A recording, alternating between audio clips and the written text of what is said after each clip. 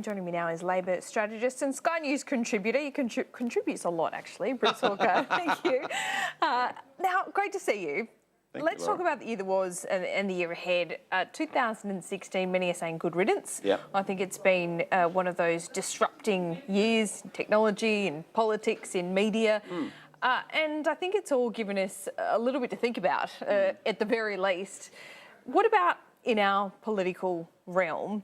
One nation, a more protectionist stance from the Senate with the rise of Nick Xenophon as well, rise more senators, but also Malcolm Turnbull in a very close election. Yeah, well, I think Turnbull really is the one who's really disappointed most Australians. I think on the Conservative side, I think because they still think he harbours smaller liberal tendencies. On the Liberal side, because he's done nothing to really pursue a more progressive agenda that people thought he might after the Abbott days. So he really is the person in the whole political scheme, I think, that really has to pick his game up next year.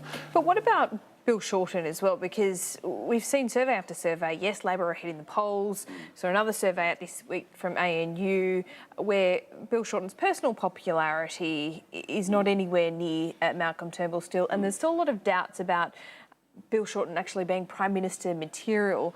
So a few challenges ahead for him, and I don't think the spotlight has been on him as much this year because there's been so many other things to look at, whether on the Conservative side, whether it be One Nation, whether it be another leadership challenge, and also the right really keeping Malcolm Turnbull under pressure.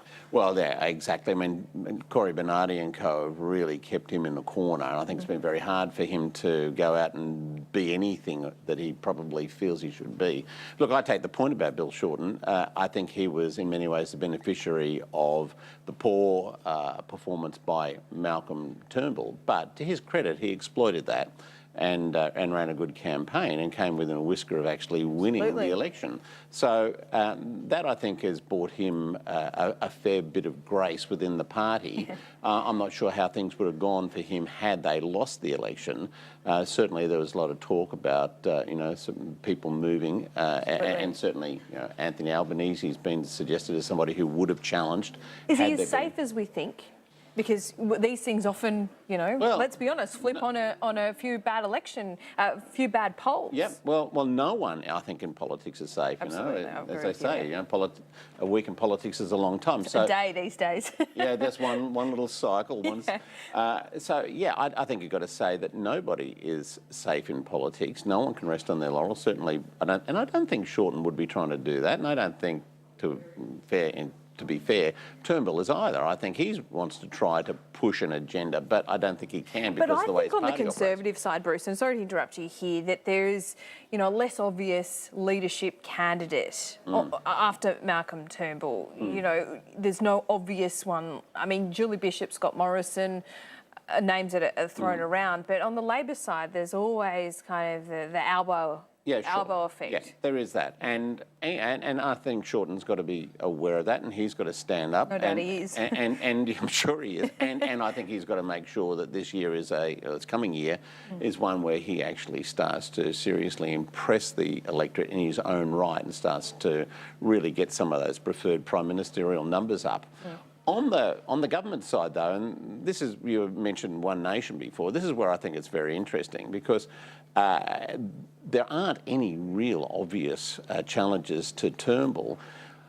And this may surprise you, but the name that I'm starting to pick up around the place is Peter Dutton. And to me, that is surprising because if you want to talk about people not looking very prime ministerial, I'd have to say Peter Dutton was an example of that. I think he's been the one on the coalition front bench this year who's been a really good performer. There was issues about what he said about Lebanese migration, and that ran for a week and it was a distraction for the government. But I don't know whether it's a distraction for us. The commentary at the mainstream media, whether people are just kind of throwing that, and it's almost the Trump effect. It's a bit of noise, but people looking deeper than that. Well, that played to his base. And he comes from a pretty conservative Queensland electorate, out of suburban from memory.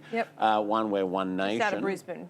One where One Nation would be seriously considered to be a force. And don't forget, Peter Dutton holds a marginal seat now in the seat of Dixon. Which has previously been held by Labor, but is very much at the gates to the city. And this is where this whole One Nation effect is really interesting. And it's not a new phenomenon, of course. I mean, I remember I worked on Peter Beattie's campaign in 1998 when he beat Rob Borbidge, and One Nation won a swag of seats, and Labor, again, just won by one seat. But the interesting thing there was that the party, the One Nation party, pretty much fell apart within about a year of Beattie taking over, and he looked like the stable alternative to this rabble. You know, one fella committed suicide, sadly, others were thrown out, and basically the One Nation party fell apart. But they were still a force, and John Howard, a Conservative Prime Minister, used a lot of that emotional pull that One Nation had back then to win the 2001 election. That was the election. What do you mean? How did he use that pull? Did he kind of cash in on some of the policies that Pauline Hanson was pushing? But of course, John Howard was a Conservative leader. Malcolm Turnbull is a moderate leader. So how does he do that? This is the point. So what, as people remember, what Howard did in 2001 was to capitalise on the Tampa affair, where the Norwegian tanker picked up people who were adrift in the sea, refugees, boat people, and tried to take them to Australia. And Howard famously or infamously, depending on how you look at it, said, we decide who comes to this country and the circumstances in which they do. Brilliant piece of politics that played directly to those people who were tending towards One Nation. And he was sending a very strong signal to the Conservative voters in that election campaign and the lead up to that campaign that he was really mainstreaming a lot of One Nation's policies. I don't think Malcolm Turnbull can easily do that. Peter Dutton might be able to do it, but I don't think Malcolm Turnbull can. Really interesting to see the result of, obviously, the election campaign as well. What do you think about, of course, Labor's low primary vote? That is a problem. But Pauline Hanson's seen as a party and an entity that is taking votes from the right, taking votes from the Nationals. But I believe that Pauline Hanson is so right in some of her policies, it actually eats into the left vote. Is that a fair enough call? Well, it is, and you've seen this overseas as well. We get left and right extremes coming together to knock out the centre. We saw that in Italy recently with their referendum. You saw it in a funny sort of way with Bernie Sanders. Well. Yes, you had the left and right, the Greens and the extreme right pushing from in on the centre. You saw Bernie Sanders being a sort of an extreme sort of left outsider against Hillary Clinton, and then of course Trump being the extreme outsider from the right, winning the election. So we're seeing this everywhere, this sort of outsider effect. And again, in 1998, in the Queensland election, men over 50 in regional Queensland voted for One Nation before either Labor or the Nationals or the Liberal Party. That's how powerful they were then. They were stripping a lot of votes off the Labor Party, and I think there's the danger that they will continue to do that in the next election, that Conservative Labor voters will be drawn to some of the One Nation values. And that means that Labor really has to look very seriously about how it manages that issue and how it hangs on to its own supporters. And to do that, really, in many ways, what the experts on populism say, and she's a populist, is you really, in a sense, have to be a populist yourself if you want to take on a populist. If you just present yourself as being the establishment party, when the populists are on the rise, you're in big trouble. I see this in the economic debate as well. We've just had the updated budget figures in MyEFO, and both sides still absolutely sticking to their policies. No quid pro quo, no give or take on policies. And I understand the hard political lines that both major parties are talking about, but when voters see there being, no solution to the impasse, I think this does a disservice to the major parties, where people just go, they're fighting over this again, they're not going to get anything done.